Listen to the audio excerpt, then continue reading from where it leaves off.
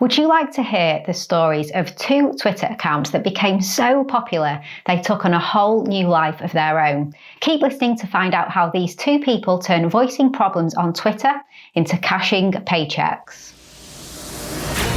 Welcome to the Content 10X Podcast, the show where content creators learn how to harness the power of content repurposing. And now, your host, Amy Woods. Hello and welcome to the Content 10X Podcast. I'm your host, Amy Woods, and in this episode, I'm sharing the incredible stories of two people whose lives changed completely. Businesses and brands were built off the back of tweets. This is another installment of our It Started With Content series, where we look at how the simple act of creating content led to remarkable outcomes. Is it possible to build a business in less than 280 characters? If you're on Twitter, you'll have undoubtedly seen many novelty accounts that share funny observations. In fact, if you're on almost any social media platform, you'll have seen them because the funniest tweets often get screenshot and shared on other platforms like Instagram and Facebook. But have you ever thought about how these novelty accounts grow into such giants and what they could go on to become? In this episode of the It Started With Content case study series, I'm sharing the story of not one, but two people who started Twitter accounts with nothing but jokes in mind and then grew them into very serious businesses. Let me introduce you to Dominic McGregor, co-founder of Social Chain. Now, would you believe that the first person in this case study started his Twitter journey posting about toilet roll? Yes, that's right, about toilet roll. Now, today, Dominic McGregor is known as the co-founder and ex-COO of Social Chain, a hugely well-known and successful social media company with a client portfolio including the likes of Amazon and the BBC and McDonald's. So how did tweeting about toilet paper get Dominic to where he is today? Let's take it back to 2013. Dominic was a student at Edinburgh University and, like all students, was coming face to face with the problems of living by yourself for the first time. And this included running out of toilet paper. Now, on a whim, Dominic started the Twitter account at Student Problems. Looking back now, he says that Twitter was surging in popularity at the time, and he saw his relatable student experience as an opportunity to capitalize on this. So he started tweeting about his hilarious observations about his day-to-day student life. Everything from what it's like living with strangers to the only post you receive being from the TV licensing company, and using hashtags like #UniversityProblems helped students from the UK and further afield find Dominic's hilarious observations. And they were so relatable that people started retweeting and replying and sharing the funny tweets with their friends. The account's popularity spread like wildfire, and at Student Problems following grew and grew. While some people have described Dominic's hilarious Twitter venture as an overnight success, Dominic shared on his LinkedIn that he actually put in quite a lot of work. He said that it took him 400 tweets and 2 months to reach 400 followers, and that's a lot of tweeting. But over time, it really paid off and caught the attention of budding entrepreneur Stephen Bartlett. Originally, Stephen got in touch with Dominic to discuss promoting his online student forum on the Twitter account. And this resulted in so much traffic to Stephen's website that both Dominic and Stephen saw a whole new business opportunity. And then Social Chain was born. The initial concept for the business was directly influenced by Dominic's Twitter account, because his Student Problems tweets proved that it was possible to grow a social media account to the point that you powerfully drive traffic with a single tweet. They realised that people trusted these accounts because they weren't directly selling or positioned as businesses, they were just providing content that people liked. And because people liked the account, it meant they were more likely to follow a link that account posted.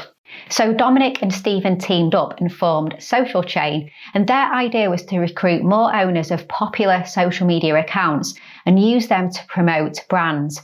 And they grew formidably fast. In fact, there was just a year between Dominic setting up the Student Problems account on Twitter and Social Chain securing investment funding.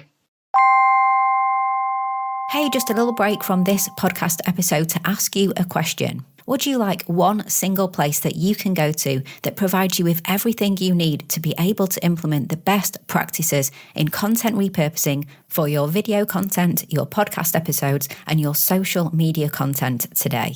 To help you get more value from the content that you create, get more time back, and help you reach more people than you ever thought possible. If so, then you are going to love the Content 10x Toolkit. The toolkit is full of video tutorials, templates, checklists, swipe files, step-by-step guides and more that shows you how to repurpose your content in the best ways possible today.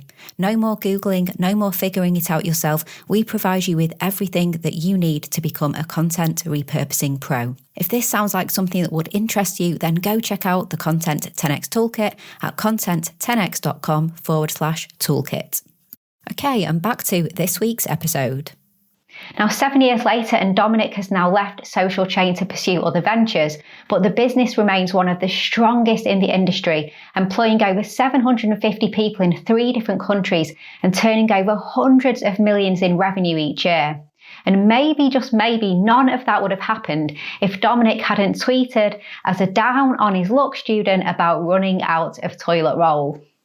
Now, if that story isn't enough to convince you of the true power of Twitter, there is one more brilliant example I absolutely have to mention. And actually, I've already shared this story before because it's such a great example of repurposing your tweets into something much bigger. Introducing you to Rob Temple of Very British Problems. Now, is there anyone on Twitter who hasn't seen at least one retweet of this hilarious account? Now, Very British Problems has a whopping 3.9 million Twitter followers and has been a prominent novelty account on the site since 2012. That's right, it's reigned supreme in the Twitter sphere for nearly 10 years.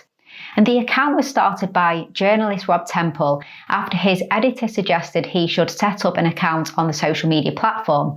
In a completely unrelated twist, Rob's friend then sent him a list of 20 funny things that Brits do. And Rob thought there were way more than 20 and was inspired to combine this idea with a Twitter account.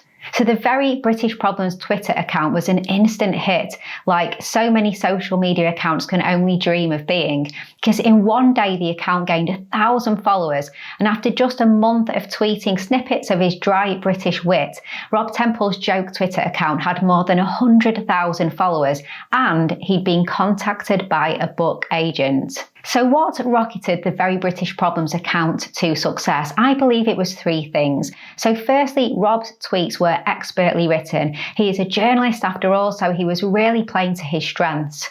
Secondly, it was a perfect niche. Rob was both talking about and aiming his content at the awkward British population and poking fun at our self-deprecating culture, so it was a comedy match made in heaven. And third, he kept his content short. His one-liners were not only great comedy devices, but they're great examples of why micro content is so impactful.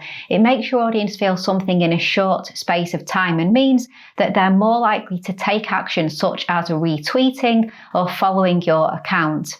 So think about it like a gut reaction. If you can instantly move your audience to laughter, then why wouldn't they want to follow you? And Rob's Twitter account is now the epicenter of an entire Very British Problems brand. There are other social media accounts on Instagram and Facebook, a column in the prominent UK newspaper The Telegraph, and there's even been a TV show based on the tweets. But it doesn't stop there. There's also Very British products, including greeting cards, mugs and games and so much more. So Rob's greatest repurposing achievement, in my opinion, has to be his series of books. After being initially approached not long after setting up the Twitter account, Rob has written 3 volumes of Very British Problems, all launching to rave reviews on Amazon, and he's also gone on to publish a memoir, which has been equally well received. So while he may still be tweeting about the weather and cups of tea, Rob's British content journey is one we can all learn from.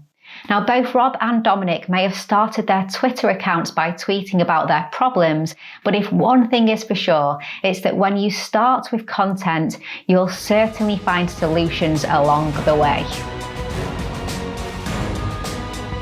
Okay, thank you so much for listening to this week's episode. If you enjoyed the show, then please subscribe on your favourite app so you never miss an episode. And you can also subscribe to the weekly Content 10x newsletter to get the episodes delivered to your inbox, along with loads more tips and advice on repurposing, exclusive content news, offers and more. Head to content10x.com/newsletter to become a Content 10x insider. I promise you won't regret it. And if you want help with your repurposing, then check out our fully end-to-end content repurposing service here at Content 10x. I promise you're in good hands with us if you want to maximize your content but leave the hard work to experts so that you can focus on your business. So just head to content10x.com to find out about everything that we could do to support you. And if you prefer a more DIY approach, or you'd like to empower your team, or just learn more about repurposing, then do get a copy of my book, Content 10x, on Amazon. And check out the Content 10x Toolkit. That's at content10x.com/toolkit. All that's left to say is thank you so much for listening to this week's episode, and I'll catch you in the next one.